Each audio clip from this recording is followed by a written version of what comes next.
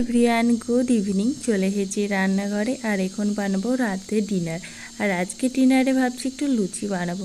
অনেক দিন ধরে লুচি খেতে ইচ্ছে হচ্ছিলো, আর আজকে তো আবার নীল পুজো, তো আজকে বেশ ভালো দিন লুচি খাওয়ার জন্য, কারণ আজকে তো সবাই লুচি পরোটা এই সমস্ত কিছুই খাবে।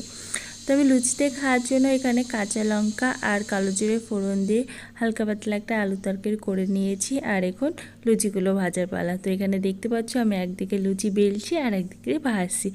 আর এখানে আমার সমস্ত লুচি ভাজা হয়ে গেছে। তো চলো, প্লেটে বেড়ে নিয়েছি, এটা নিয়ে গিয়ে বড়মশাইকে দিই আর দেখি সে খেয়ে কি বলে। আমাদের তো লুচি খেতে খুবই ভালো লাগে, তোমাদের কার কার লুচি খেতে ভালো লাগে সবাই কমেন্ট করে জানিও কিন্তু।